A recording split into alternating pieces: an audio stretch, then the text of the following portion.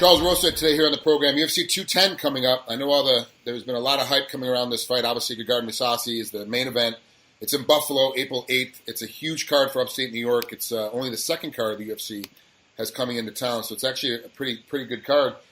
Shane Burgos, for you, you're in Florida, hanging out at American Top Team. What was it like coming up with a game plan for Shane? Like, how did you guys come about it? Did you do it yourself, or did Labarrio help you, or Conan help you? Who helped you get your game plan together? Yeah, that's something I always do. I mean, I always sit down and watch the videos of the guy, just see his strengths and weaknesses.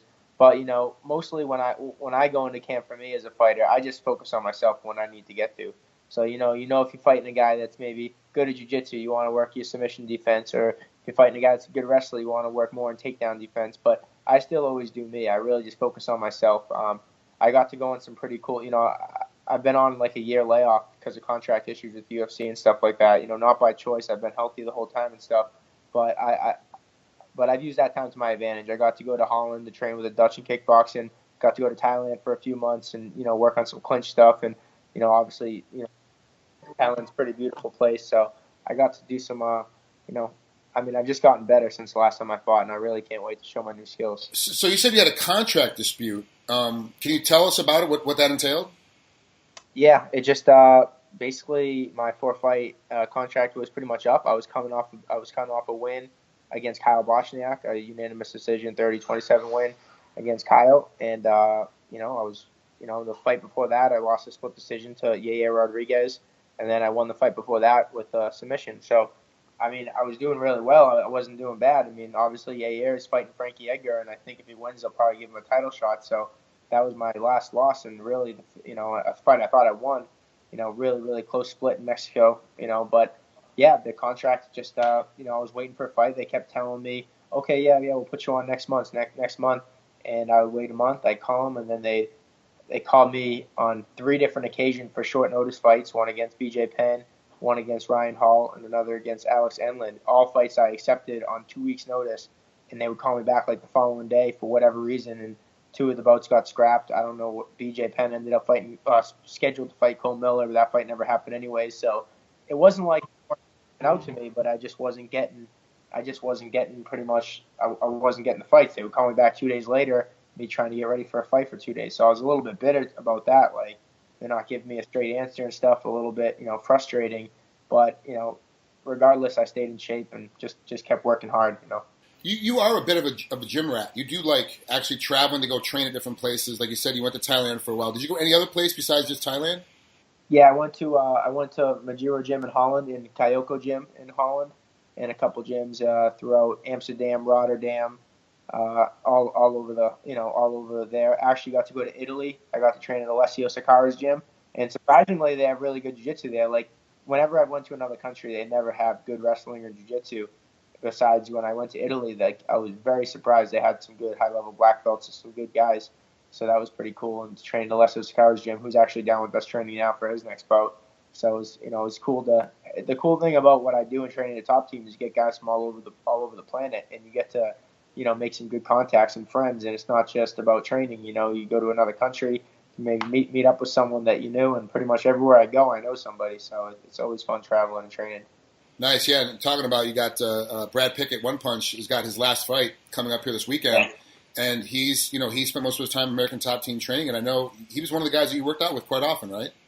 Yeah, man, Brad. He's a legend. He's one of those few guys that, I came into American Top Team as an amateur, so I was in there. I had 20 amateur fights, so I built my way through the rankings all the way to the pros, and it took me a long time to get my respect. Obviously, going to a gym like that, you got to earn your respect. But Brad was one of the guys that kind of recognized me, and he gave it to me before most people did. And, that's something I always appreciate, because when you're an amateur, you don't get as much confidence as you have, obviously, as when you're in the UFC and stuff. And it just, it's good because, he's a good person. And, man, I'm really, grateful to have had him. He's taught me a lot of stuff, a lot of wrestling, a lot of submission moves. And I always love watching him respond in the gym. And he's always fun to be around. He's always, pulling pranks and having fun and bringing the team together. And that's what I'm really going to miss most about him, is just bringing the team together.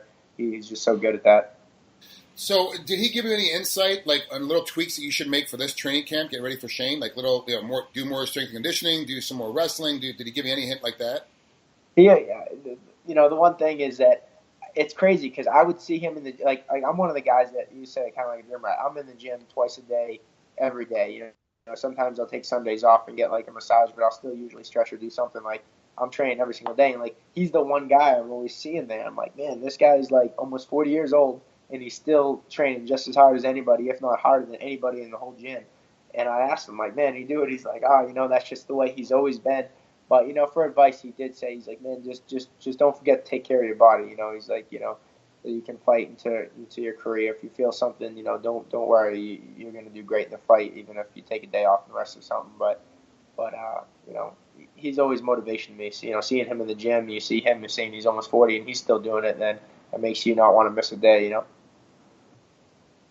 You feel like you're in great shape for this fight, even with the year layoff. I got to ask. It's been a year and well, it ended up being 14 months, right? By the time you fight, or 15 months by the time you fight. So ring rust. It's always a factor. It's always an issue. It's the UFC. It's got new owners. It's got a different vibe when you show up. Obviously the big crowds. How do you deal with ring rust when you're in training camp? Like, how do you get through all that extra crap that comes on to you once you get there for fight week?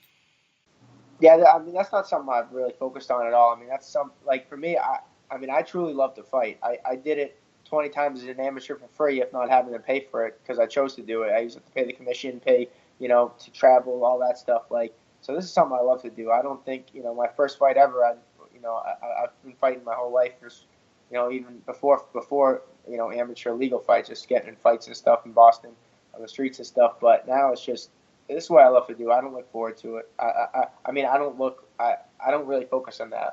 I actually did talk to Daniel Strauss a little bit because he had 2 fights that were a year apart, and he's the champ. He said he won his fight after having a year and 2-month layoff.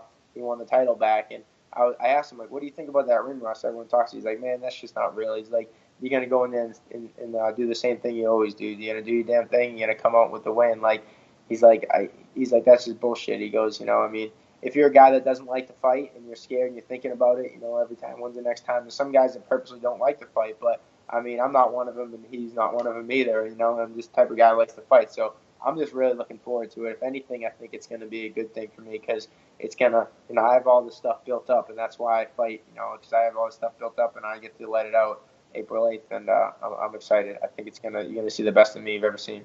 Charles, it was great catching up with you, man. Thanks so much for coming on here with us. I appreciate it. Have a great rest of your training camp, man. It's gonna be. I can't wait for this fight. For me, this is one of the bigger fights on the card.